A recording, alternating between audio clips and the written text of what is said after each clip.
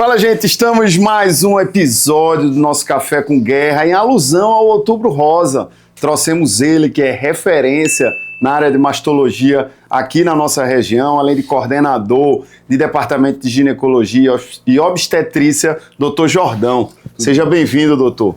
Eu que agradeço o convite, é sempre bom aproveitar essas oportunidades. Muito bom, doutor. Acho que a primeira pergunta que todo mundo tem dúvida é qual é a diferença do mastologista para o ultrassonografista? Ah, sim. Pronto. O ultrassonografista ele é o médico que vai fazer o exame, né? Ele é o médico que vai pegar o aparelho de ultrassom, vai avaliar uma mama com o aparelho, né, e vai fornecer, de acordo com as imagens que ele viu, né, um parecer dele. Olha, eu acredito que a paciente tem determinada coisa. O mastologista ele vai pegar o conjunto de informações, né, que tem também a questão da história da paciente, os sintomas que ela tem, o próprio exame físico, e avaliando isso junto com os outros exames, né, com ultrassom, de vez em quando com mamografia, em alguns casos mais raros com ressonância, e vai dizer, olha, eu acho que o caminho agora para a gente seguir é esse. Então, enquanto o ultrassonografista ele faz a parte do exame, né, de procurar, de identificar, o mastologista é que vai juntar tudo isso e vai dizer, olha, a melhor forma de conduzir agora é essa. Entendi. O mastologista é o médico, então, que realmente vai cuidar desse departamento e dessa incidência, né, doutor? É muito alto o número de câncer, ainda hoje. Ainda hoje. Aqui em Pernambuco, a gente tem um número um pouquinho maior do que a média brasileira. A média brasileira é de 65 a cada 100 mil mulheres. Aqui em Pernambuco, a gente está com a média de 67, 68. Aqui em Serra Talhada, a gente está com a média de 68, especificamente, na macro-região, né? 68 para cada 100 mil mulheres. Para cada 100 mil mulheres. Aqui dá mais ou menos uns... Em Serra Talhada, dá mais ou menos uns 30... mais ou menos uns 30 casos por ano. É muita coisa. É. E assim, para um câncer que ele é lento, né, doutor? E que é tratável por meio da prevenção, né? Da prevenção. Você tem a gente tem uma média, né, o câncer, existem várias formas, lógico. Mas se for pegar uma média, ele demora em torno de 5 anos para sair de uma fase inicial até chegar numa fase que a gente não tem mais o que fazer. Entendi. Em média, né? Existem alguns subtipos que eles avançam mais rápido, mas graças a Deus são mais raros, enquanto que a maior parte deles ela tem essa evolução mais lenta. Cerca de 86% dos cânceres que a gente detecta, a gente consegue tratar e dizer que a mulher vai ficar curada. Entendi. E assim, você chega em alguns lugares, alguns países, alguns estados, que você vai ter essa taxa mais próxima de 96%, 94%. 100% nunca, mas sim, a gente chega em números mais altos porque consegue prevenir, detectar numa fase mais inicial e fazer o tratamento mais rápido. Entendi. Ô doutor, e para quem está nos assistindo, quais são os cuidados que deve ter, a idade que precisa ter o alerta, se o câncer é genético, a gente desmistificar mesmo essa doença, porque quando a gente fala câncer já dá um medo no coração, né, doutor? Tu é doido. A gente vê, tem uma história que eu gosto de contar, é o seguinte, teve 2 pacientes que eu atendi no mesmo dia, na época eu trabalhava no Barbalha. Sim, no Ceará. No Ceará, naquele São Vicente. Um hospital lá grande, referência em câncer, sensacional o hospital lá. E eu trabalhava lá e lá a gente tinha atendimento tanto pelo SUS quanto particular. Plano de saúde particular, no mesmo local, no mesmo horário. E lá eles fizeram de um jeito que assim, o médico estava atendendo, ele não sabia se a paciente era SUS, se a paciente era particular, atendia. Sim. E depois, no final, o cara mostrava a lista e pronto. Aí chegaram 2 pacientes no mesmo dia. Assim, diferença de um atendimento para outro, pouco tempo. Aí uma paciente, ela tinha um tumor bem grande, do tamanho de uma laranja. Na mama? Na mama, grande. É grande. Enorme. E aí o tratamento dela, a gente fez biópsia e tudo, mas o tratamento dela foi para fazer mastectomia. Sim, a retirada. Retirada total, completa, a gente deixou tudo agendadozinho. E no mesmo dia, por acaso, chegou uma paciente com um nódulozinho de 0,5 centímetros. Pequenininho. Pequenininho. Um grão de arroz, feijão por aí. Por aí. E aí era coisa assim, da gente fazer só a retirada daquele setor, acabou-se. Tratado, não precisou, ela fez só radioterapia. Né? Tira com uma margem maior, né? Maior, tirou mais ou menos 1,5 centímetros por aí. E mesmo assim uma coisa muito pequena, não precisou retirar a mama toda, não ficou uma cicatriz assim, não sei o quê. Sim. E fez radioterapia. As duas, por acaso também, foi feita a cirurgia das duas no mesmo período. Sim. E fizeram as cirurgias, as consultas de revisão, os tratamentos subsequentes, mais ou menos no mesmo período, de forma que a gente ficou acompanhando como se fosse no mesmo dia que eu operei, dei alta, no mesmo dia, tudo batendo parecido. Dois casos bem extremos, bem né? extremos, mas caíram no mesmo dia. Aí, com 6 meses mais ou menos, desculpe, 6 meses não, com 1 mês, a primeira paciente voltou para a revisão. E ela estava no período de quimioterapia, o cabelo dela estava caindo, e ela me contou a história dela. Disse que quando descobriu que teve câncer de mama, o esposo dela deixou ela. De cara. Puxa absurdo, vida. Negócio bem... Ai, tá caba covarde. Não, demais. O senhor não pode falar não, caba covarde. Seja homem, rapaz. Eu não é, doutor? Pior que é. Aí o esposo dela deixou ela, não sei o quê, mas ela disse, doutor, eu tenho fé que eu vou ficar curada e vou seguir com a minha vida. Sim. Aí ela comentou, doutor, olha, meu cabelo está caindo, o que é que eu faço? Eu disse, olha, por causa da quimioterapia, não tem muito o que fazer, se compra uma peruca. Ela foi e comprou uma peruca. Aí eu brincando, disse ela, roxa, que é a cor da moda. Disse, passou-se. A outra paciente veio, mostrou o resultado dos exames, não precisou fazer quimio, tinha feito já, estava tranquilo. O daqui foi pequenininho. Bem pequenininho, o daqui foi pequenininho, no mesmo dia. Aí eu disse, ela perguntou, e aí, doutor? Eu disse, não, está curada. O seu tratamento já acabou. O que vamos fazer agora é só Deus. Acompanhamento. Passou-se. 6 meses depois, vieram para outra revisão, era o dia da revisão, aí veio a que tinha tido tumor grande, tinha tirado a mama, não sei o quê, e voltou. Cor do cabelo roxo. Tinha passado a fase de tratamento, o cabelo dela já estava crescendo, mas estava curtinho ainda. Ela continuou usando a peruca. E eu disse, quando tirasse a peruca, eu ia pintar o cabelo de roxo. Tinha arranjado um namorado e tudo. Que coisa boa. Foi, tinha arranjado. Excelente. O namorado dela acaba assim, de outro nível, sabe? Aquele cara que ia com ela pra consulta. Parceiro. Cara, homem de verdade. Homem de verdade. Cara que, sabe, colou com ela. E ela voltou 6 meses depois, viu o resultado dos outros exames, tudo direitinho, e ela estava caminhando para a cura. E disse que estava super bem, vivendo a vida muito bem. A outra paciente tinha uma consulta marcada para o mesmo dia. Ela não veio. O hospital lá tinha uma política muito rígida com isso. Ligou, entrou em contato com a paciente para ver o que tinha acontecido. Claro. E quando ligou, por acaso, assim, uma coisa que nunca tinha acontecido, o pessoal que faz esse tipo de coisa, esse tipo de acompanhamento, passou a ligação para mim. Aí, doutor, olha, aqui é o filho da paciente, assim. Eu disse, eu lembro dela assim. Aí disse, olha, queria que o senhor falasse com ele. Eu estranhei, né? O que foi? Eu disse, não, conversa aí com ele. Ele tá certo. Eu disse, meu amigo, como é que tá? Tudo bem? Como é que tá sua mãe? Morreu. Aí eu achei que meu surto. Oxente. Morreu. Eu disse, mas eu não entendo. Do câncer, eu tenho certeza que não foi. Não, doutor, do câncer não foi, não. Mas ela botou na cabeça que ia morrer do câncer, que ia morrer do câncer, que ia morrer do câncer, que ia morrer do câncer, infartou e morreu. Meu Deus, doutor. Minha esposa diz uma coisa que é a maior verdade do mundo. Cabeça mata e cabeça cura. Verdade. É o seguinte, você tem o câncer, é uma doença que tem associação com uma série de coisas. Tem uma parte que é genética, tem uma parte que é alimentação, tem uma parte que é ambiental, tem a ver com poluição, o estresse. Tem isso também, né, doutor? O sistema imune da pessoa varia muito com a questão do estresse. E isso tem a ver com câncer de mama. Então, assim, tem vários fatores, diversos fatores. Uma boa qualidade de vida, quer dizer, a pessoa faz atividade física, aí melhora muito, diminui muito a chance da pessoa desenvolver um câncer. Sim.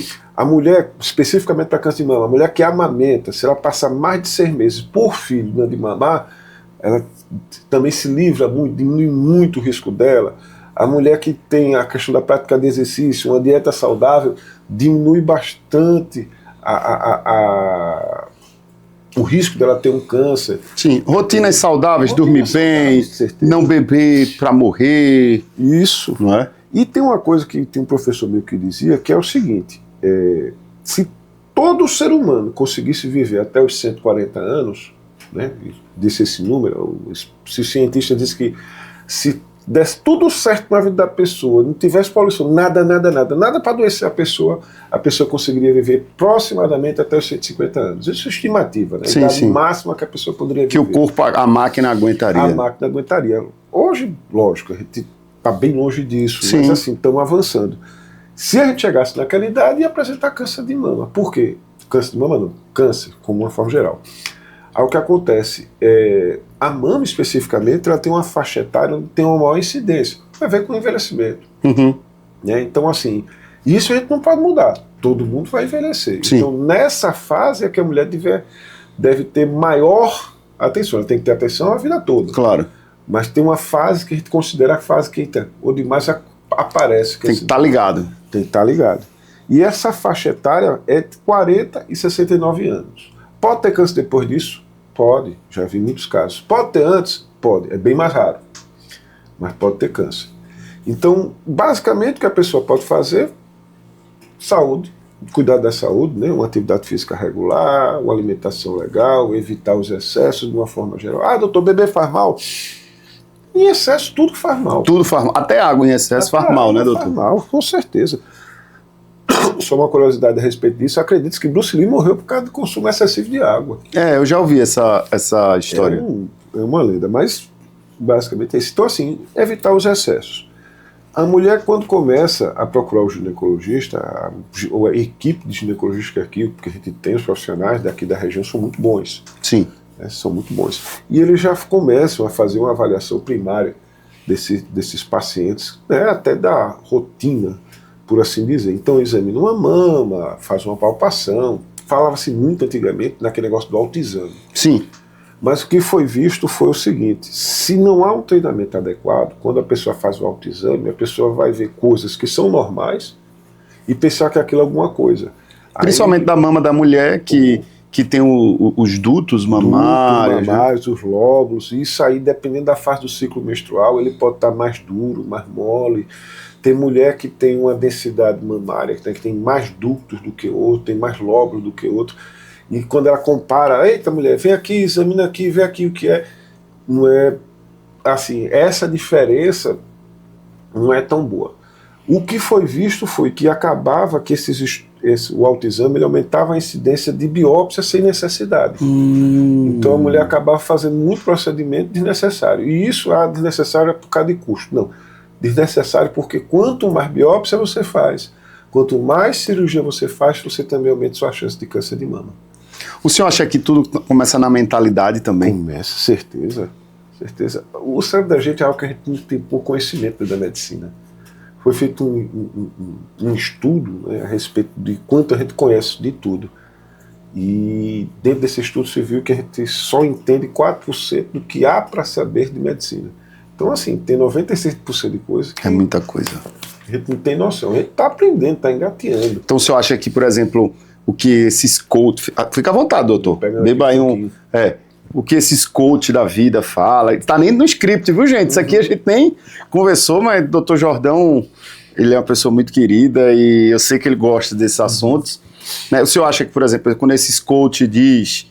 Tudo começa pela mentalidade, você mentaliza que vai prosperar não necessariamente ficar rico, sim, mas prosperar de ter felicidade, de alcançar aquilo que você deseja. Certeza. Isso é um fato. O cérebro humano ele influencia muita coisa na questão do organismo humano. Então, assim, a pessoa que bota na cabeça que vai prosperar, ela, como é que eu posso dizer, alguns cientistas, alguns trabalhos mostram que essa questão do mindset, a mentalidade, você mentalizar que vai dar certo, que vai fazer as coisas, libera uma série de substâncias químicas, tanto no cérebro como no resto do corpo, que prepara a gente para agarrar melhor a oportunidade.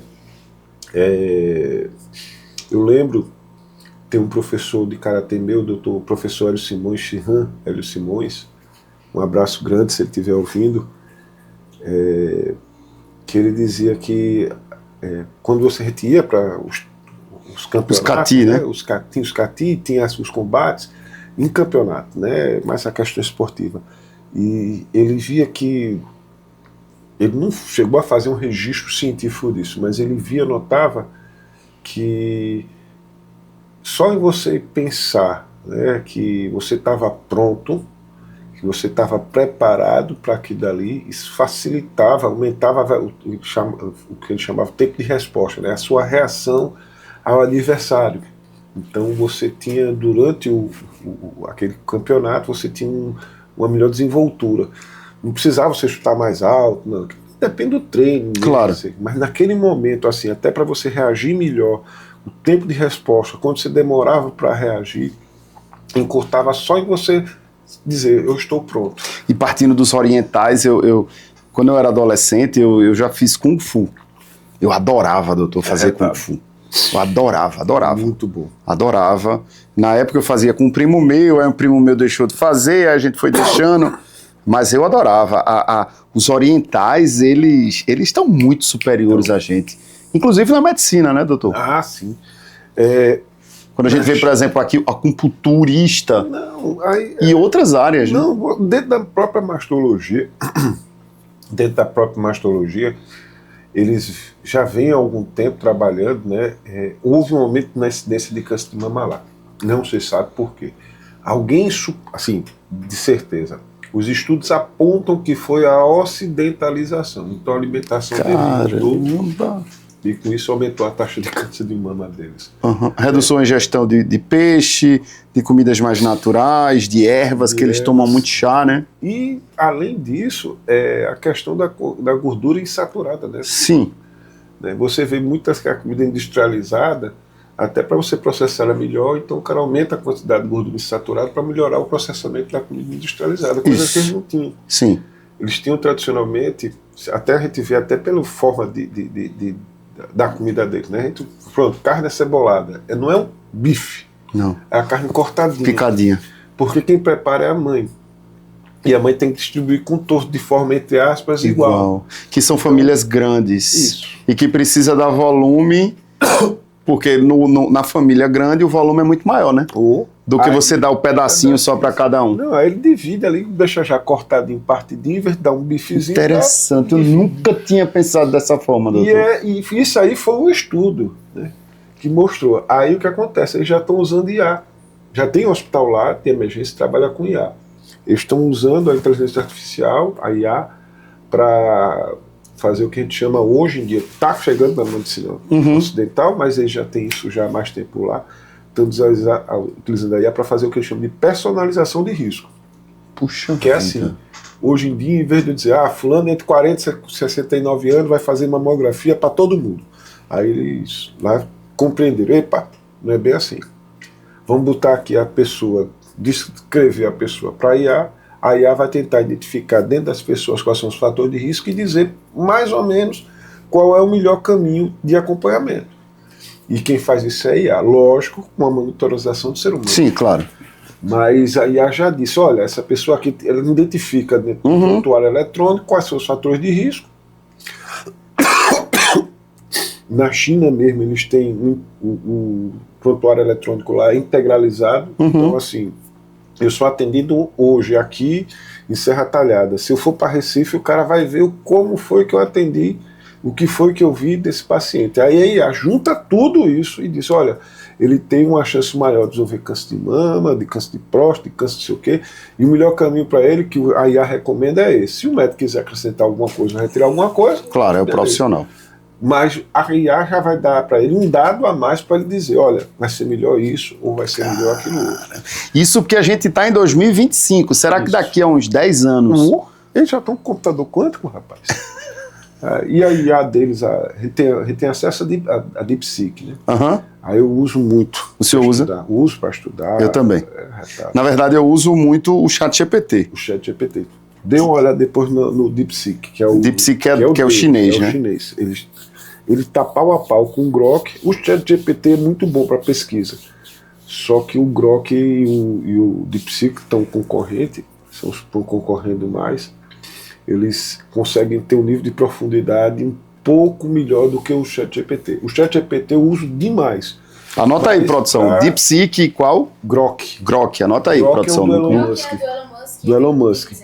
É muito arretado. Anota aí na lousa pra gente Eles olhar. estão pau a pau. Eles estão O pau a bom pau. dele é que tem como você fazer tudo, coisa que Sim. o chat não permite Não. fazer. É verdade. E o DeepSeek também faz tudo. Não, E esse outra eu não coisa, sei. você, tanto no Grok quanto no DeepSeek, você consegue, por exemplo, programar, entre aspas, né, mas programar a personalidade, entre aspas, Sim. né, da IA. Então, por exemplo, eu uso muito para a parte de estudo e pesquisa. Então, eu quero que a resposta seja mais objetiva, seja baseada em evidência científica. Eu não quero assim, não, porque fulano de tal deu essa opinião. Não. Se não tiver um trabalho científico, nem cite. Aí você vai programando ela, a IA, ela com o tempo vai aprendendo como você quer a resposta, e aí é arretado. E eles vêm usando isso, O chinês. o chinês vem usando Para a medicina. para medicina. Ele já tem o hospital lá gerido e você não fala mais com o médico, Caramba, doutor. principalmente nesse negócio primário. Na área de câncer de mama, eles estão usando isso justamente para identificar quais são os pacientes que, por exemplo, com 20 anos vai precisar fazer alguma coisa porque essa tem um risco maior. E já tem a IA fazendo isso. E não precisa você chegar no sistema de saúde pública chinês. Ele tem um parecido com o da gente, não é exatamente a mesma coisa. Não existe lá, como eu disse, o prontuário eletrônico é único. Sim. Então, mesmo que você seja atendente a plano de saúde ou pela saúde pública, o prontuário é um só. Aqui o do sistema único é um só. Mas do particular não, né? Veja bem, é um só, vírgula. Existe um projeto antigo do prontuário eletrônico, unificado, né, por exemplo, mas não chega aos pés do chinês. O chinês Sim. você tem acesso a tudo. Mas existe um projeto desse prontuário eletrônico unificado, mas ainda é um projeto. Você consegue ver isso em algumas cidades. Campina Grande agora conseguiu unificar, pelo menos dentro da cidade, né, se você for atendido no PSF, for atendido no hospital, é um programa, um prontuário só. Sim. Mas aqui eu acho que você ainda tem isso, não sei se tem a nível dos PSFs, mas não é integrado com o do OSPAN, não é integrado com o da UPA. Lá na China, tudo. Você foi atendido há 30 anos atrás. Tem lá tudo. Tudo, na caixa prego, e longe, e se você chegar na capital, os cabelos tudo. E aí há o tempo todinho lendo aqui dali. Toda vez que o médico vai abrir seu prontuário, aí já dá uma lida e diz, olha, há tal tempo atrás ele defetou isso, que pode estar relacionado com a queixa dele hoje. Aí, eles estão muito na frente da gente. então isso é outro nível. E aí eles estão fazendo esse estudo, doutor, de que o câncer de mama haveria uma conexão pelos costumes ocidentais, pela cultura ocidental. E aí eles estão com um indício. É um indício, claro. Um indício, mas assim, é aonde? É na alimentação? É uma grande chance que seja na alimentação, tudo bem. Mas talvez, de novo, mentalidade, que é diferente. Sim, total. E lá está havendo uma ocidentalização grande. E assim, até que ponto isso está sendo maléfico, que está aumentando a incidência de não só câncer, câncer como uma forma geral, mas outras doenças, hipertensão, diabetes, eles tinham visto uma ocidentalização das doenças deles lá. Entendi. Né? A China, por questão histórica, por questão ambiental, ela passou por um período onde eles tinham um perfil parecido com o perfil brasileiro, né? Que eles tinham muita morte, muita doença causada pelo lado infecto-contagioso. Sim. Né? Mas saneamento básico, etc. Saneamento básico, não sei o quê. O governo chinês, devido a muitos fatores históricos, virou-se para o lado do comunismo, etc. Houve uma série de mudanças, mas se você estudar dos últimos 20 anos para cá, houve uma urbanização expansiva, extensa de lá. Né? Com isso melhorou a qualidade de vida de muita gente, não vou dizer de 100%, claro. Né? Lógico, não tem como, mas melhorou a qualidade de vida de muita gente. Você tem hoje lá mega cidades assim, são quase do tamanho de um estado aqui. Sim. Se eu não me engano, Guangzhou é uma delas, e assim, cidade monstra, grande, e com isso você teve, né, a reversão, né? Então essas doenças parasitárias muito delas foram eliminadas, diminuídas, controladas. E outras doenças como hipertensão, diabetes, sei o que, começaram a aparecer. Só que assim, você espera que uma doença dessa apareça mais em determinada faixa etária, começa a aparecer mais cedo. Pronto. Claro. O cara com 50, 60 anos, se começar a aparecer uma hipertensão, uma diabetes, beleza. Tá na média. Tá na média, né? O corpo da pessoa já está desgastado. Claro. Mas começa a aparecer em caba com 20, 30 anos, e aí tem alguma coisa. Aí eles foram ver o que é. Aí estão suspeitando da questão da alimentação, até pela questão de o regime de trabalho lá ser diferente do daqui. Claro. Né? Então, assim, as alimentações que o cara tinha normalmente, tradicionalmente, que era feito pela mãe do cara, pela esposa do cara, está sendo feito na fábrica. Industrializado. O americano, doutor, tem muita incidência de câncer de mama? Porque o senhor falando de alimentação e me veio à mente que o americano é tudo industrializado, né? Ele não come feita a gente, um feijão, um arroz, um macarrão, uma carne. Lá é tudo enlatado, mistura aquela gororoba. E aí eles têm uma taxa de câncer muito alta. Tem também a questão que eles chamam da questão étnica, né? A questão da raça. Mas assim, aqui no Brasil não bate porque tem muita miscigenação. De tudo. A gente é misturado de tudo. Né? A gente seria como se fosse assim, se você fosse pegar a média da média de incidência de câncer de mama, seria aqui no Brasil. Só que a gente tem uma taxa um pouco mais alta. Os americanos, eles têm a maior taxa de câncer de mama na mulher negra. E tem alguns estudos que apontam que talvez isso não seja algo pela raça em si, mas por causa da condição socioeconômica que leva a outras doenças que acabam estando associadas com câncer de mama. Uma das doenças que mais está associada a câncer de mama é a obesidade. Quer dizer, não é você se alimentar, é você se alimentar bem. Sim. Então, a curva de câncer, ela anda junto com a curva de obesidade. Né? E outras doenças, é claro. E, por exemplo, doenças cardíacas. A obesidade lasca tudo, bicho. Tudo. Eu digo por mim que eu sou gordinho. O caba só se lasca. O gordo só se lasca. Nem me fale, nem me fale. Não, o senhor é magro, doutor. Eu tô começando a pegar. Não, mas o senhor é magro. Mas eu sou preocupado com esse negócio. Porque, como você disse mesmo, a obesidade é. Não, o caba só se lasca. Só se lasca. É colesterol, triglicerídeo, pressão alta, diabetes, cansado, caba fica feio, não tem uma roupa que vista que fique bonito. Complicado. Gente, eu tô falando isso por mim, tá? Para não, porque senão a gente vai ser de gordofobia, alguma coisa. Não, eu tô falando por mim. Por mim, você vê, por exemplo, aquela roupa bonita no shopping. Quando você bota em você que você tá gordo, fica horrível. Não, aí é complicado. Mas é como eu tô dizendo, é uma doença. A obesidade hoje é considerada, antigamente era frescura. Era frescura, o cara que não sabia comer. Guloso. É uma doença. Hoje é uma doença. Né? E precisa ser tratada.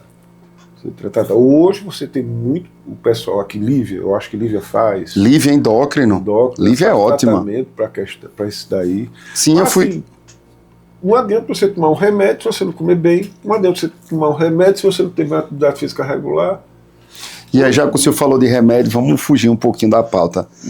Tanta gente tomando remédio, Ozempic, Mounjaro, sem nenhuma orientação médica, doutor. É um perigo. Porque, assim, estão colocando dosagens que, com base no achismo, ou porque fulano que tomou sabe. E o pior... Qual é o risco social disso? Não, isso é um absurdo. Porque, assim, você tem, além da questão dos efeitos colaterais que são assim, esperados, né, pelo uso daquela medicação, você tem um fenômeno chamado lipodistrofia. Explica pra gente aí. Lipodistrofia é o projeto do corpo humano, né? Ele tem uma função protegida de adiposo. Ah, não, é só para proteger a gente de temperatura. Não, ele também produz algumas substâncias que são importantes na regulação do nosso metabolismo. E quando você usa essas medicações sem acompanhamento médico, você vai causar um crescimento errado. Mesmo que ele... não, mas diminui a gordura. Diminui, mas diminui também da forma errada. Tanto aumenta quando o aumento ou a diminuição a gente chama de distrofia, né? Sim. Errado, né? Um crescimento ou uma diminuição errada. Então, a gordura boa que existe, que é responsável pelos hormônios esteroides, né? Colesterol bom, a gente fala, né? Sim. Porque aquele colesterol serve para a manutenção de uma série de funções do corpo. produz uma série de substâncias que são boas para o corpo. E o colesterol ruim, que é aquele colesterol que, quando em excesso, Dá ele problema. acaba dando problema. Então, quando você usa essas medicações sem acompanhamento médico, você vai estar alterando esse metabolismo e causando, por assim dizer, a destruição de alguns tipos de gordura boa. Né? Tecido gorduroso que está ali, e é para estar, é bom que esteja, e alguns trabalhos falam já na questão de alteração da mama, né? Alteração da sustentação da mama associada ao uso de monjaro Para a mulher. para a mulher, por essas medicações. Então tem que ter um acompanhamento. E isso aí a longo prazo, a gente não tem ainda como responder, né? Pode ser que cause transtorno até mais grave. Imagina. Doutora Lívia falou algo muito interessante para mim. Eu fui numa consulta com ela, doutor. Ela falou algo interessante que, assim, né, a gente querendo emagrecer e tal. Eu disse, olha, por mais que você vai emagrecer, vai, mas você precisa entender que é muito difícil você ter o corpo de 20 anos atrás. Aí não tem como. A gente envelhece. Existe uma parte da medicina que o pessoal vinha estudando já há muitos anos atrás, de forma bem científica. Tem um movimento chamado anti-aging. Esse daí não foi muito para frente, não. Mas os caras foram atrás do fenômeno chamado senescência, que é um processo de envelhecimento, né? E esse processo de senescência, a nível celular, né, a nível da célula, é algo que como se fosse realmente marca o tempo da pessoa. Então, o projeto do ser humano foi para viver até estourando 150 anos. Como o senhor falou logo no início. Isso. E esse projeto, esse limite máximo, tem a ver com esse processo de senescência. Se você for pegar, sei lá, há uns 100, 200 anos atrás, o cara chegava aos 63 anos, estava para lá de idoso. Era verdade. Quando a gente era jovem, acho que o senhor tem o quê? 40 e... Não pergunta isso para um dano não, rapaz. Não esconda a idade. Ah, desculpe. Mas 48, né? Pronto, eu tenho 39. Oi. Mas, por exemplo, quando a gente era jovem, eu me recordo, o senhor também, acredito, que nossos pais, nossos avós, com 60 anos, já eram bem velhinhos. Tinha aquela cara, aquela aparência. Que hoje, pessoas de 60 anos são enxuta, não tem aspecto de idoso. Exato. Houve uma mudança na questão médica da coisa. A economia melhorou e com isso o acesso a muita coisa melhorou. Né? E assim, a gente está vivendo bem mais e bem melhor do que se vivia há 100 anos atrás. Por isso que a Previdência já está querendo aumentar o tempo de vida de novo. A gente não sabe quando vai ser aposentado. Não, eu estou nessa preocupação. Eu estava esperando, 60 anos, né? Depois 65, aí agora 70. Acho que pelo menos 65 para o senhor. No mínimo. Mas talvez um pouquinho antes, porque como o senhor trabalha em hospital... Consegue aí um especial. Consegue, como a questão da aposentadoria especial. Pelo risco biológico, químico... Não, mas já parece que já ambiental. Uma coisa de história aí que estão querendo já cortar isso também. Não, mas vão não. Eu tenho medo.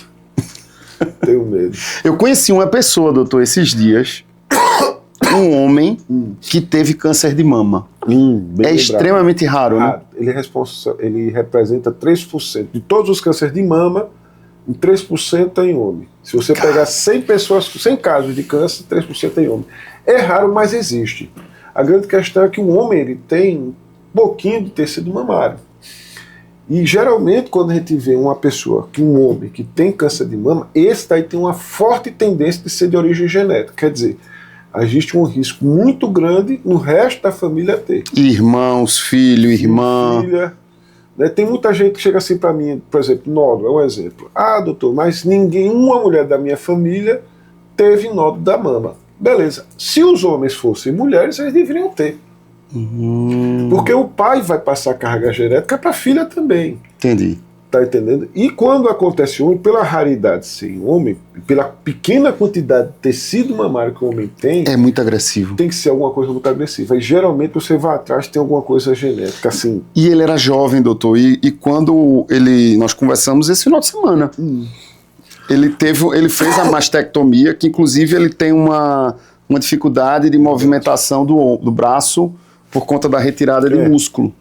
Inclusive, ele se aposentou por incapacidade, porque era um agricultor, e como é que o agricultor conseguiria fazer esses movimentos? Até na mulher mesmo, existem algumas mulheres, alguns casos que cursam com uma coisa que a gente chama de linfedema, que é um inchaço que dá no braço, porque a gente, quando faz a cirurgia, a gente tem que tirar uma gordurazinha daqui, que é importante para a circulação, e acaba... Do sistema linfático, né? E aí acaba justamente dando esse edema, e assim, o risco do edema não é nem o inchaço em si, é porque se infeccionar, acabou, você perde o braço. Muitas mulheres têm na perna também, né, doutor? Tem. Aí tem associação com, assim, não é mais com a questão só da mama. Não é só, essa questão do linfedema do membro inferior tem a ver com o sistema linfático, na verdade, é um sistema que ele não tem uma força, por assim dizer, de bombeamento. Ele não tem uma bomba para fazer ele funcionar. Enquanto, por exemplo, no coração, o sistema que está correndo no sangue arterial e no venoso, ele tem associação tanto do resto da força do coração, quanto na panturrilha, que volta, né? O coração das pernas é a panturrilha. Então, aquela história de caminhar faz bem porque você movimenta a panturrilha e faz a circulação funcionar bem. No sistema linfático, você não tem isso. O que você vai ter umas asinhas que são linfonodos, né? E aquilo ali tem a ver com a defesa do organismo e com a limpeza desse excesso de líquido que o corpo produz. E tem algumas mulheres que, por vários fenômenos, né, vários fatores, elas acabam levando a um maior acúmulo de líquido na perna, né? A mulher é diferente do homem, a estrutura dela é diferente do homem, até porque o corpo dela tem que estar pronto para uma gestação, o corpo do homem não tem essa capacidade. Claro. Né? Então, assim, tem certas coisas que a mulher tem, que vai influenciar que ela seja mais vítima de linfedema, e o homem vai ter outras coisas, né? De outras decorrentes. De outras coisas que vai acabar, assim, por exemplo, dificultando que ele tenha esse problema de linfedema. Entendi. Tá entendendo? Entendi. Então ter essa questão anatômica. Embora possa acontecer, mais raro, mas justamente por essa questão, dessa diferença da estrutura. Entendi. Ô doutor, e muitas mulheres têm nódulos na mama, né? Sim. Como saber se é um nódulo, se é um câncer, até que ponto é nódulo, faz punção, deixa? É uma coisa que é bem individualizada. Teve um comentário que eu achei, assim, foi criticado, muita gente criticou, uma entrevista, uma médica do INCA, salvo me engano, ela disse que 90% dos cânceres são nódulo. Ela não te explicou direito, porque uma coisa é você dizer, tudo bem, a maior parte dos cânceres, que a forma que ele aparece, vai aparecer como nódulo, um nódulo aqui no Brasil, porque em outros países eles aparecem, tem outras apresentações. É por causa do seguinte, quanto mais precoce se detecta, né, é mais difícil ele aparecer como um nódulo mesmo. Entendi. Tá entendendo? Então, em alguns casos, você vai aparecer ele como microcalcificação. Entendi. Em alguns países chega a ter 20% de microcalcificação, que é o câncer na sua fase mais inicial mesmo, sabe? Que talvez aqui no Brasil nem consiga... A gente não consegue chegar a esse valor. A gente chega, eu acho, salvo me engano, a 5%. É muito pouco ainda. Muito pouco. Então, assim, vai se apresentar, a forma que o câncer mais se apresenta realmente é na forma de nódulo. Só que a grande maioria dos nódulos é benigno.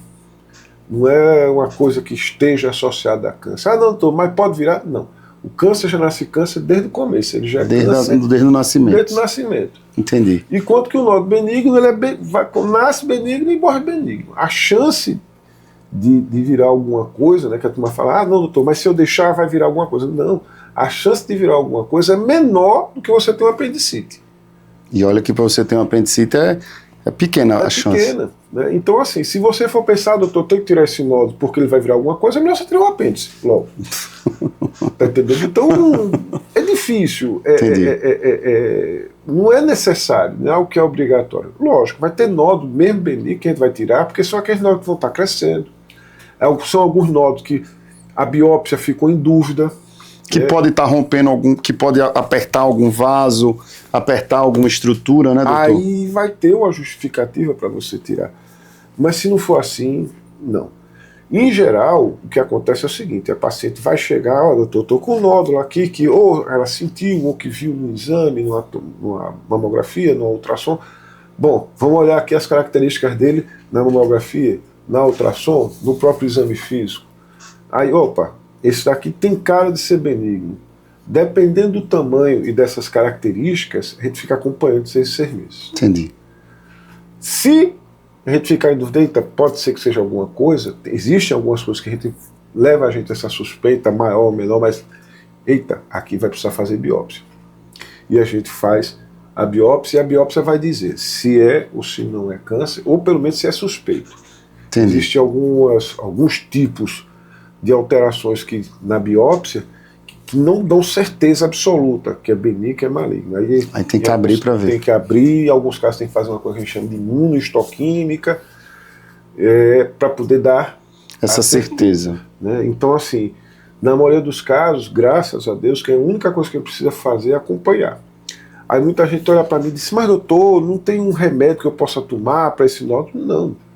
O tratamento do nódulo, quando precisa fazer alguma coisa, é a cirurgia. Quando não, a gente fica acompanhando, porque assim, ele está ali por estar, por assim dizer, e pode ser até que o organismo da gente reaja a ele e faça ele desaparecer sozinho. O sistema imune... O senhor já viu isso várias vezes? Já, demais. De vez em quando a gente faz a biópsia, aí, olha, daqui a 3 meses volta para a gente ver o ultrassom, já diminui pela metade. Tem muita paciente sem fazer nada, vem acompanhando um nódulo pequeno, geralmente, menos de 1 centímetro, a gente vem acompanhando, daqui a pouco sumiu. E some, porque existe o sistema imunológico, existe esse sistema de defesa. Hoje em dia, uma das formas que a gente tem de tratamento para câncer é estimular o sistema imunológico e impedir que o câncer se esconda dele. Existe medicação específica para isso. Né? Para alguns tipos de câncer, claro, a gente claro. usa mais. Cada tipo ele se comporta, tem uma estratégia. Claro, tem um protocolo específico. Isso. Né? E aí já tem esse tipo de tratamento, né? Os PDL1 que a gente chama.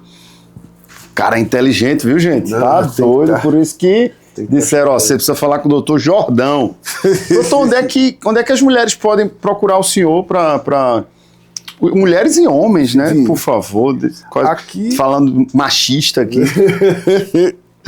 Aqui eu atendo tanto na UPAE, vim até de lá agora, na UPAE, o atendimento lá as pacientes são encaminhadas da GERES, né, daqui. Sim. São encaminhadas via prefeitura para lá. Eu até conversando com os meninos, né, com o Francisco, que é o rapaz que coordena lá, de vez em quando sobra vaga. Caramba. E que é uma coisa complicada. Demais sobrar vaga, gente. De vez em quando não era para sobrar vaga. Não era. Era para ter aquele nível de atendimento bem certinho. E o senhor acha que é porque as mulheres têm vergonha, não estão se tratando, ou estão deixando para lá? Tem muito fator. Tem a questão da a paciente não querer. Com o homem, né? Vergonha comigo. Ah, não, homem, não vou. Tem muito disso. Tem também aquela história, né? A distribuição, de vez em quando, do recurso da gente aqui é complicada. Das fichas, né? Das fichas é complicada. Então, eu peguei duas pacientes da mesma cidade. Não vou dizer qual. Claro. As duas pacientes da mesma cidade. Uma que veio porque falou com alguém. Isso é terrível. Que essa daí não tinha nada. Não precisava nem ter ido para a UPA. Um enfermeiro na unidade básica de saúde poderia ter feito essa parte preliminar. Resolvido. Não, que era resolvido, porque uma coisa que a turma não compreende é o seguinte: a parte de plástica de mama não é da minha responsabilidade. Eu ia falar isso depois, te perguntar para o senhor. Pronto, a parte de plástica de mama não é da minha alçada. Quem responde por isso é o cirurgião plástico. A gente usa a plástica de mama na mastologia, por exemplo, uma paciente vai precisar fazer uma retirada da mama toda, a mastectomia que a gente tira. Na mastologia, a gente tem uma coisa chamada oncoplástica. A gente quer tratar o câncer e quer deixar um resultado estético. Claro. Bom, então quem trata disso é o mastologista. Agora, a paciente tem uma mama grande.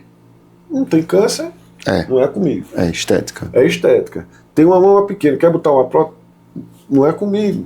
Ah, tem uma mama caída, tem câncer? Não, não tem. Então não é comigo. A minha parte, como mastologista, o foco da mastologia é a prevenção e o tratamento do câncer de mama. Só. Lógico, vai ter doença como, por exemplo, o fibroadenoma, que é um nódulo benigno da mama. Ele estava investigando quando descobriu ele. Aí, pô, a gente trata. É um abscesso mamário. A gente estava investigando ele pensando no câncer. A gente trata. Agora, a parte estética da coisa, doutor, mas minha mama é muito grande, muito pesada, dói da minha coluna, tudo. Mas isso é com cirurgião plástico. E o SUS providencia isso, doutor? Aqui no estado a gente tem em Recife. Em Recife tem. Salvo me engano, tem no IMIP, no H-Menon e tem no HC, no Hospital das Clínicas. Sim. Eu acho que nesses três. É porque a mama grande não é apenas a questão da estética, né? A coluna, o peso das costas tem que termina... A recomendação da Sociedade de Cirurgia Plástica é justamente essa. Quando a mulher sentir que está com dor nas costas, né, que está se sentindo incomodada com o volume, está indicada a cirurgia. Entendi. Lógico, é aquela história, tem um momento certo de fazer a cirurgia. Sim, claro. A paciente que está no sobrepeso, de novo a obesidade, é uma danada. A danada da obesidade é terrível. A pessoa está no sobrepeso. Tudo vai para ela. Vai, e ela lasca tudo. Lasca, não tem ponto de correr. Não tem ponto de correr, é uma danada. Aí tem muita paciente que eu encaminho que chega, mas doutor, chegou lá, o médico disse que não ia fazer. Eu disse, por quê? Porque a senhora está acima do peso. Tem que baixar. E aí o médico da cirurgião plástico não vai fazer, né? Que é, assim, ele vai fazer para um resultado estético. Claro. Não é fazer por fazer, vai fazer para o resultado estético. Então sabe que no paciente obeso o resultado estético não é tão bom, então ele não faz. Entendi. Mas, assim, existe pelo SUS isso sim, é uma opção boa. Aqui a gente tem uma equipe, o pessoal atende até ali na São Vicente, o pessoal é muito bom, tem acompanhado, assim, sim. A paciente vem porque é para ver como é que está a cicatriz. Claro, claro. O pessoal tem um resultado estético muito bom, né? O pessoal muito bom. Em Arco Verde também tem o Dr. Jarbas, excelente. Ele é mastologista, mas também faz a parte de plástica. Entendi. E eu vi também, doutor, que o SUS desenvolve a prótese mamária para mastectomia, né? Isso é direito, eu acho que tem... Tem na lei, né? Tem na lei, especificamente falando. Para que as mulheres possam se sentir mais bonita, que não tenha aquela diferença, para que possa ter mais dignidade. Exato. Nisso daí tem um lance que é interessante. Para receber essa prótese, você tem que ter um cadastro do hospital, da unidade que faz o tratamento específico para isso. Sim. E a partir daí, a questão é que de vez em quando atrasa a prótese, claro. Chegar. Mas assim, em alguns casos a gente faz a mastectomia hoje, daqui a 6 meses a gente coloca a prótese. Entendi. O senhor coloca não, outra pessoa? Não, tem mastologista que faz isso. Ah, entendi. Eu faço. O senhor faz? Aqui na região, é como eu estou dizendo, a gente não tem muito costume de fazer. Entendi. Até porque eu estava sozinho aqui na cidade. Chegou agora na cidade também, trouxe o Neide. O senhor, até algum tempo atrás, era o único mastologista de Serra Talhada, né? Isso. Aí agora e está morando em Afogados. Estou morando agora em Afogados. Aí agora chegou aqui Soneide, que também é excepcional. Pessoa, um abraço para a Soneide, doutora Soneide. Doutor, e lá em Afogados o senhor atende aonde, para quem quer procurar o senhor? Eu estou atendendo na Ecoclínica e no Hospital Regional. No Hospital Regional. Aqui, além da UPA, eu também estou atendendo lá em Doutor Murilo, na Cardiologia. Sim, Doutor Murilo. Doutor Murilo é antigão. Antigão daqui. Foi um cara que me recebeu muito bem aqui. O senhor é sertanejo de onde, doutor? Não, sou de Recife. Recifense também? Recife. Eu também sou recifense. Aí veio pra cá, tomou água do Pajeú, lascou-se. Da mulher. Pronto. O senhor também? Desse jeito, nesse caminho. Me lasquei. A esposa do senhor é daqui, da região? Ela nasceu em Recife, mas a família dela é de São José do Monte. Ah, entendi. É o meu caso, a minha esposa. A minha esposa nasceu no Recife, mas a família dela é daqui de Serra Talhada. Aí a gente se conheceu no Recife, veio aqui beber uma água, ficamos até hoje aqui. A água do Pajeú tem esse efeito. Mas, é como eu estava dizendo, né? Tem muita gente que me pergunta uma coisa importante, que é a questão da mamografia, Sim. né, dos exames, Diga lá, doutor. né, que é sempre o seguinte: doutor, eu preciso fazer mamografia. A gente sabe hoje que a mamografia, como eu disse, ela detecta o câncer na fase bem inicial. Uhum. Então, muitas vezes, não é a ultrassom que vai detectar, Entendi. é a mamografia. E existe essa Por que a mamografia detecta e o ultrassom não? É porque, como eu estou dizendo, se você quiser detectar numa fase bem inicial, Tem que ser a tem que ser a mamografia. mamografia.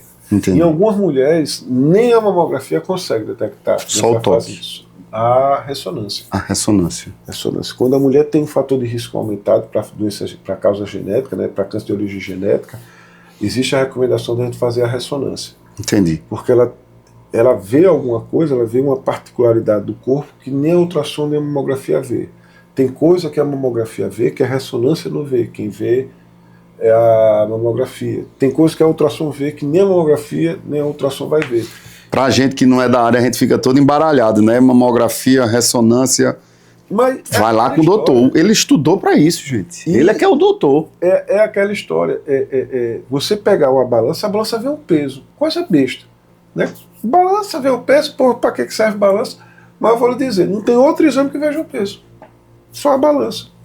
Entendi. Então, assim, existe uma particularidade que você está avaliando, né? E aí a questão, hoje o médico, quem sabe no futuro aí há, mas hoje o médico consegue ver determinadas particularidades. Eita, eu estou procurando isso. Como é que eu procuro? Procuro isso através de tal exame.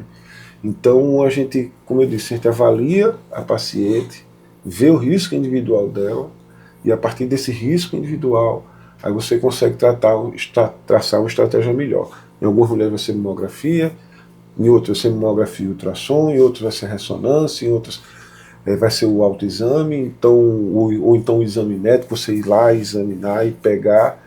Tem coisa que você disse que não tem muito a ver com câncer, né? É menos frequente você ter essa relação do exame físico com câncer. Dos nódulos, né? Dos nódulos, uma coisa que a gente chama de... Como é o termo, doutor, do francês? Deixa eu tentar lembrar aqui. Não, mas fala do português. Pedorange. Pedorange. Como é, rapaz? Né? Tem que o... Pedorange. Tem que ter o biquinho.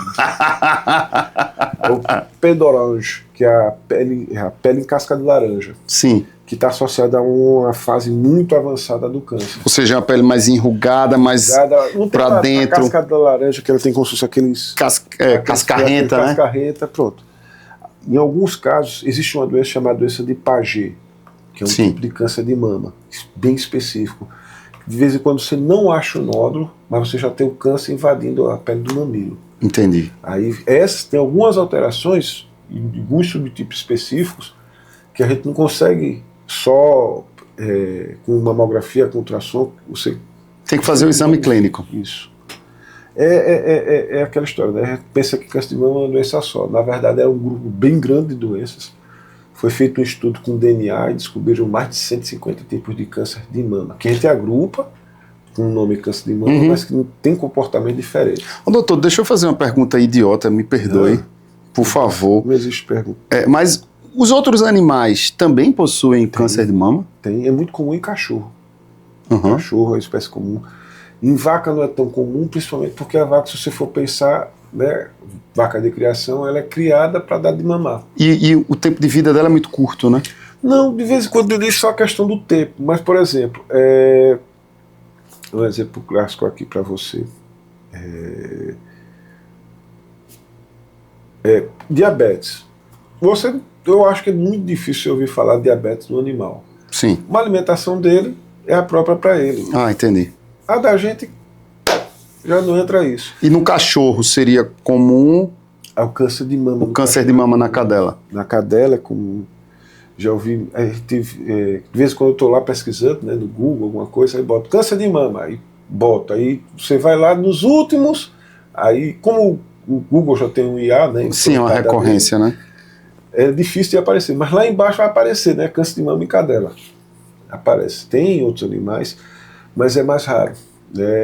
Outra coisa que eles falam hoje na questão do surgimento do câncer é a questão de exposição a campo eletromagnético. Então, Celular, antena. Então, as grandes redes de energia, então o cara que mora numa cidade... Internet, Bluetooth. Bluetooth, a gente não sabe ainda assim a fundo isso, a longo prazo, qual o efeito que vai ter, não existe muito estudo sobre isso. Se fala muito sobre quem mora perto de antenas, né? Isso. Tem... Doutor, a gente precisa marcar um próximo episódio para a Bora. gente falar sobre física quântica Boa. e IA. É bom. IA eu gosto. Eu já percebi que o senhor gosta disso também. Sou fã demais de carteirinha. Houve eu assisti a um episódio de Star Trek, Jornada nas Estrelas, Uhum. e não foi nem da série, mas foi de um dos filmes mais novos. Eu acho que foi o primeiro dessa linha de filmes que saíram mais novos. Uhum. E mostrava Spock, aquele inteligente, não sei o quê, dentro de uma escola, né, de vulcano, né, negócio avançado. Era ele dentro de uma esfera, e nessa esfera apareciam imagens, né, de vários locais, né, em vários ângulos, falando só sobre um determinado tema. E eu ficava pensando para mim, né, e era algo que era assim, como se reagisse a ele. Então ele perguntava uma coisa, aparecia uma série de imagens, de áudio, ele ia escolhendo qual era o melhor. E a neurolinguística diz uma coisa interessante, né? A parte neurolinguística diz que cada pessoa tem um padrão específico de aprendizado. Sim. E, então, assim, eu aprendo melhor de uma forma, você aprende melhor de uma forma, você precisa de uma metodologia A, o outro for metodologia B. A pedagogia hoje tem uma área específica chamada andragogia, que é o ensinamento para adultos, né? Como é que você ensina, na verdade, para adultos. E ele diz duas coisas. Ninguém ensina, na verdade a pessoa aprende. Aprende por si só. Por si só. Você, como, por assim dizer, professor, você é um facilitador. Facilitador. Isso. É o termo perfeito. E o segundo, né, que ela não é só uma questão de método de aprendizado, mas a questão também de querer aprender. E aí a IA... Aí a gente volta na mentalidade. Quando você quer, você consegue. Se não quiser, você já tem um bloqueio a partir dali. Não, você chega assim, vai estudar determinado assunto, aí tá lá no livro, tá livro chato da porra. Entra assim, já começa assim, nem vai. Não, aí não vai pra frente. Aí o que acontece? Existe alguns, estão começando ainda isso aí, pô, não tem 15 anos aí. Sim. Né, pelo menos assim, tão amplamente utilizado. E amplamente utilizado não tem nem 5. Não. Aí, como eu estou dizendo, tem algumas coisas que estão começando, a gente está começando a entender da IA, e uma das coisas que ela tem a utilidade muito boa dela, né, é você chegar e dizer, olha, eu quero aprender tal assunto. Ela vai lhe ensinar e você, eita, eu queria ver mais isso, queria ver mais aquilo. É impressionante. E aquilo ali personaliza muito. Demais, é muito bom. Demais. O programa de residência da gente, de residência de ginecologia obstetrícia lá de Afogados, a gente está usando muito IA para essa parte. Para a parte de metodologias ativas. Metodologia ativa. Então, a minha residente a gente tem uma meta. Pronto, aqui a meta é para o TEG, é o título de especialista, né? Que eu quero, quando ela termine, ela faça a prova e, com a graça de Deus, vai passar, né, no TEG. E tem lá, olha, ela tem que saber isso. Isso aqui é a minha meta. Como eu vou chegar lá... Aí vai ser do seu jeito, para ensinar, né? Aí eu vou junto com ela, a gente faz muito prova, e aí a gente vai ver, eita, vamos apertar mais em determinado assunto. E como é que faz? Eu venho aqui, vamos aqui nós dois, vamos no Grok, aí pega lá uma referência, olha, dê uma olhada nesse artigo. Eita, teve uma paciente que eu vi assim no ambulatório, vamos atrás do prontuário dela. Rapaz, o cara tem um professor desse, é bom, hein, produção? Aí foi até engraçado que a minha residente, Yandra, um abraço para ela é noiva, ela tá enrolando. O noivo? O noivo, tá. Tá 10 anos e não quer casar, que disse que tá esperando a residência. Mulher! E o noivo é serratalhadense, é Diego Ferraz. Diego Ferraz. Filho de... Oh, meu Deus. Aqui de... Oh, meu Deus, dos Ferraz, que era Vavá, que é tio dele. Vavá. Didácio. Aí tem Divalda, que é Divalda. E pronto, ele é sobrinho delas, é filho de a outra menina deles. Eu sei quem é a família. Pronto. Aí ela foi e me disse que fez a prova de residência, aí apareceu lá para Afogados a vaga, ela disse, não, eu vou. Foi. Só que ficou meio assim, né? Aí Conversa vai, conversa vem, conversando com o noivo, com o Diego, eu disse, olha, aqui, ó, o professor é doutor Jordão, não sei o quê. Oxe, vão, pelo amor de Deus, pode ir, vá tranquila. Aí, graças a Deus, ela está lá até hoje, vai sair uma profissional muito boa, além da dedicação, ela tem uma dedicação, um nível de dedicação muito bom, ela gosta, ela tem um dom, está crescendo muito rápido, graças a Deus, graças a Deus, ela vai ser muito boa. Um excelente profissional da ginecologia. Doutor, a gente já conversou sobre tanta coisa, já estamos chegando aqui no nosso tempo. O que é que a gente pode falar mais de mastologia? Qual palavra final você poderia dar para a mulher que ainda tá com vergonha, ainda está com medo, ainda está com receio, que está talvez no luto, o luto do diagnóstico? Uma coisa que eu gosto de dizer sempre é o seguinte, a medicina de hoje avançou muito, câncer de mama a gente entende, não vou dizer muito, mas já entende o bastante, o suficiente para saber que grande parte dos cânceres a gente consegue tratar e curar. Já tem um catálogo, né, doutor, dos tipos de câncer, os procedimentos. Já tem muita coisa assim. E a cada dia que passa a gente consegue achar mais uma coisa, e de vez em quando o tratamento, quando não cura, ele dá tempo para aparecer alguma coisa que cure. Entendi. Então, ter fé, né, ter a esperança, né, você tem que botar na cabeça que você vai ter uma forma de tratar, ter uma forma de lidar com aquilo, né, mesmo nas pacientes de câncer que a gente chama de terminal, existe uma forma de você lidar com aquilo, porque assim, eu acho que o ser humano acaba quando ele desiste de si mesmo. Verdade. Enquanto ele não desiste de si mesmo, aí vai lutando, e talvez o corpo físico, né, não suporte aquilo dali, mas a gente sempre deixa um legado. Você deixa um legado, você deixa uma história, alguém que ouviu falar. Sim. Nietzsche diz que, em Genealogia da Moral, ele diz que os deuses surgem através do exemplo dos nossos bisavós. É verdade. Que o pai conta para o filho a história do avô, que o filho reproduz para o outro, cada sequência, é aquela história. Papai era um pescador arretado. O cara conta a primeira vez com pescou uma piaba. Aí quando vai contar para o outro, né, para a geração seguinte, o peixe vai aumentando. Daqui a pouco não acaba gastando baleia. Eita, daí era que começa a mentira dos pescadores. Né? E aí essa história, né? Você tem, na minha cabeça é isso, né? Hoje a medicina está evoluindo muito. Você tem a questão da medicina personalizada, tendência mundial, essa questão de você, em vez de pensar vamos pensar na doença. Não, aí já se pensava, a evolução natural da medicina foi essa, né? Você pensava numa doença, aí depois você começou a ver que o doente não era igual. Aí vamos pensar em grupo de doente, isso vai restringindo. Existem já agora um exame de DNA que você faz, que você avalia o risco de você ter mais de 1.000 e tantos de doença. É o mapeamento genético, né? Mapeamento genético. Que, assim, é algo que ainda é caro, sim, mas à medida que a tecnologia vai evoluindo, isso aí vai barateando e daqui a pouco, pronto. Se você for pensar, tem hoje celular, câmera de vídeo que custariam, só a NASA teria, né? A câmera da Voyager 1 era uma câmera de 5 megapixels. Hoje a gente tem celular com 100. Com 100. Eu acho que não sei se é a lei de Moore ou é outra. É alguma lei da matemática, dessa parte de informática, sim, essas coisas, não sei se é a lei de Moore ou é outro, que diz que, num resumo, por favor, a cada ano que passa, o valor do chip diminui e a capacidade de armazenamento aumenta. Ou seja, isso na tecnologia é isso. Todo ano que se passa, os computadores ficam melhores, a um preço mais acessível ou o mesmo preço, mas com uma qualidade maior. E isso aí, para a gente da medicina, que precisa dessa instrumentalização, vai fazer a medicina evoluir. Né? Além do entendimento que a gente vai ter melhor das doenças, da patologia, sim, a gente vai tendo mais recursos.